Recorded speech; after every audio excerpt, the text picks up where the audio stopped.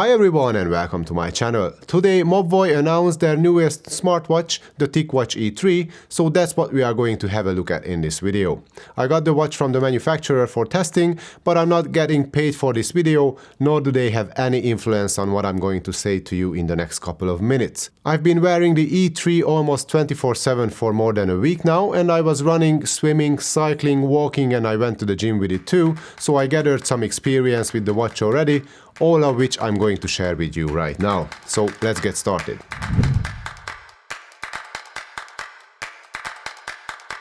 But first, let's see what the TicWatch E3 actually is. Well, on one hand, it's a cheaper, more lightweight version of the TicWatch Pro 3, which I reviewed not long ago, and on the other hand, it's meant to be an Android equivalent of the Apple Watch SE, which is again a more affordable version of a flagship product. And the TicWatch E3 tries to close the gap between fitness and smartwatches by adding loads of fitness and health-related features to the Google Wear OS system. And to accomplish that, the E3 got basically the same hardware inside as its bigger and more expensive sibling, the TicWatch Pro 3. For starters, there is Qualcomm's most advanced chipset, the Snapdragon Wear 4100, which was designed to be used in wearables such as this smartwatch. It offers a much improved GPU and CPU performance over the previous generation while handling the battery more efficiently. And yet, almost 1 year after Qualcomm announced these new chips, I still cannot think of any other manufacturer on the market that would use the same platform, so that can be a huge advantage of the E3 right out of the gate, because this chip is blazing fast and using Wear OS on this watch really is a pleasant experience. There are no lags, on-screen animations are smooth, opening apps is quick without any hiccups. We also get 1 GB of RAM and 8 GB of storage on board. Plus we have almost all the sensors from the TicWatch Pro 3, namely an optical heart rate sensor, a pulse oximeter, an accelerometer, a gyroscope and a low latency off-body sensor. There is also GPS, GLONASS and Beidou for satellite tracking and NFC for Google Pay as well.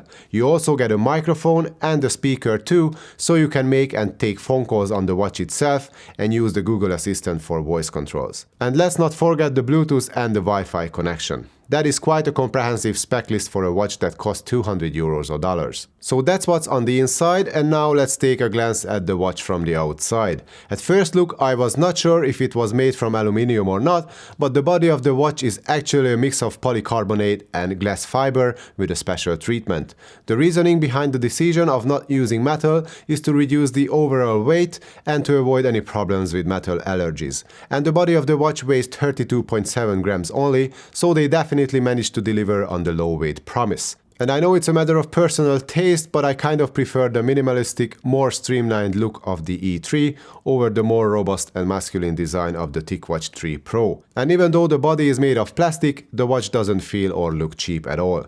Build quality is great, but durability can potentially suffer from the use of cheaper and lighter materials, but only time will tell how the watch can deal with the everyday use and abuse. But after 1 week of running, swimming, cycling and sleeping with the watch, I have no issues to report on the build quality front yet. The watch comes with 20mm standard quick-release silicone rubber straps, which are okay, and it's easy to keep them clean and dry after your workouts, for example.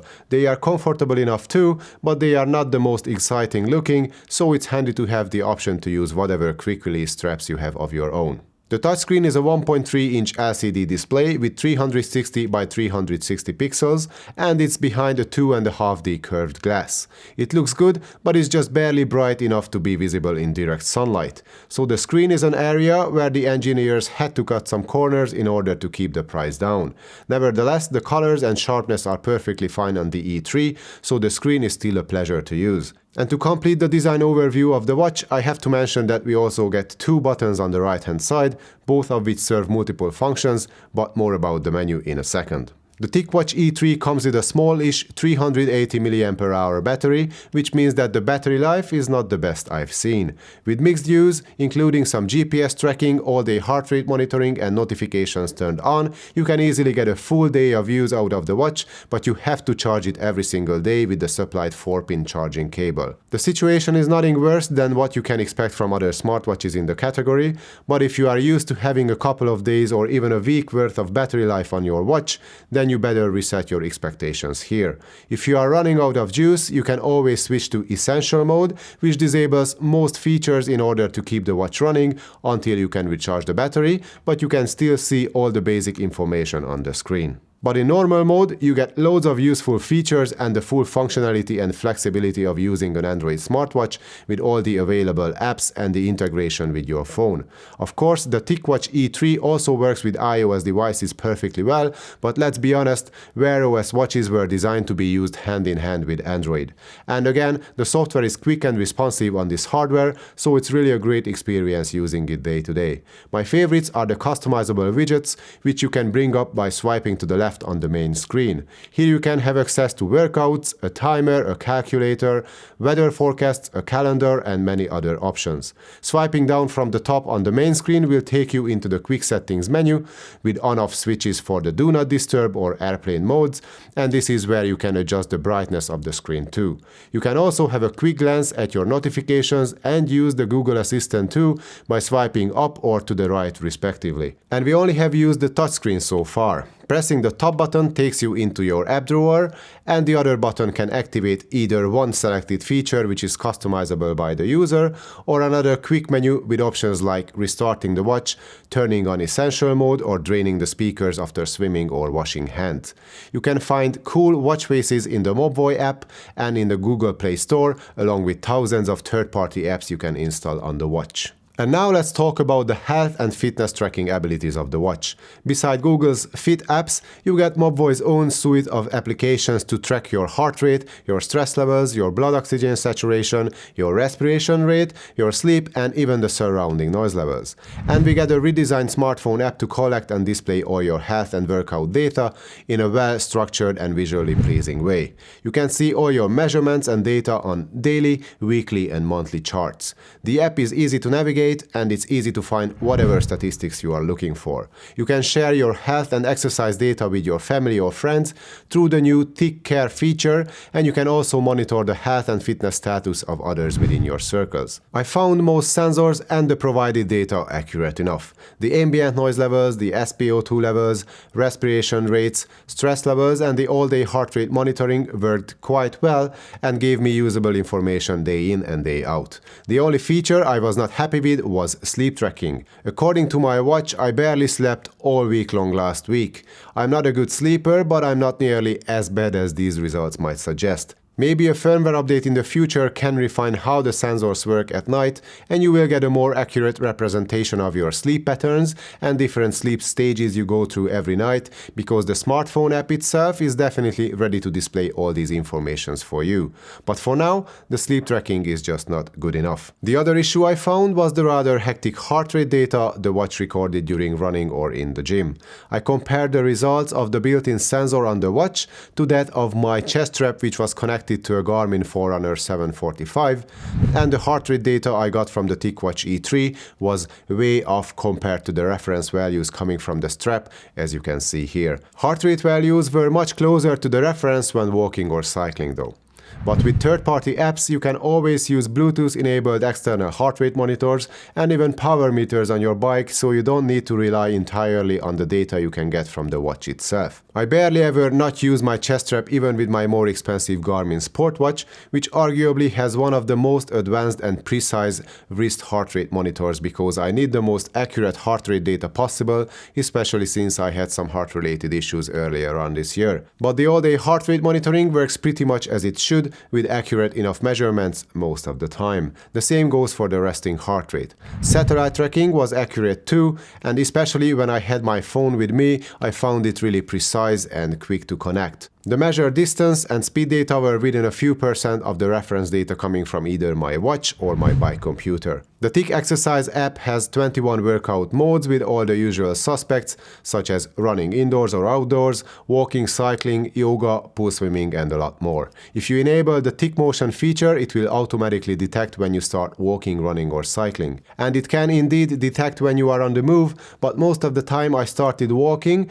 it recognized it as running, so it could use some more polishing. But I like to control the watch and the exercise tracking myself anyway, so I just turned it off. And since the watch is IP68 rated, the E3 can track your pool swims too.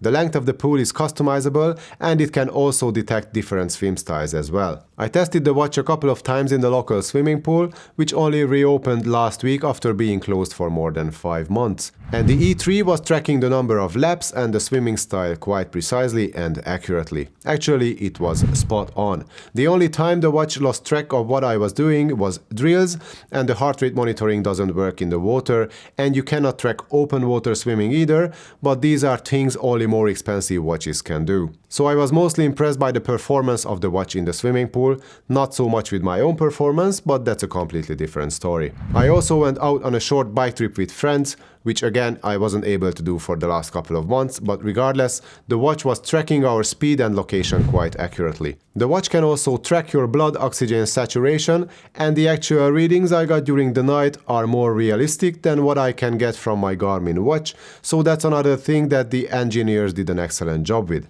With the built-in microphone, you can take environmental noise level readings to keep track of your exposure to loud machinery at your workplace, for example. Stress analysis is based on your heart and respiration rates during the day, and you can always take 5 and do some of the breathing exercises if you feel you need to slow down a little. So as you can see, there is little to complain about the health, fitness and exercise tracking on the TicWatch E3, even using only the pre-installed apps, and we did not even talk about the huge selection of third-party health and workout applications you might end up using on this watch. And to conclude this review, I have to say that the Mobvoi TicWatch E3 was a pleasant surprise. Not only in how it looks and feels, but in terms of how capable the hardware is inside too. The Qualcomm 4100 platform makes the software snappy, and that paired with the flexibility of the Wear OS system, you get a desirable little watch for €200 or dollars. The preloaded health and fitness apps work very well, the sensors do their job accurately, and the Mobvoi smartphone app is a joy to use. However, sleep tracking needs some work and the battery life could be longer too. But other than that, the TicWatch E3 is a perfect example of how I imagine a relatively affordable smartwatch in 2021. So this was my review of the Mobvoi TicWatch E3. If you like this video, please give it a thumbs up and subscribe to my channel. If you have any questions, just drop a comment down below. Have a great day everyone and thank you for watching. Stay healthy and fit. See you next time.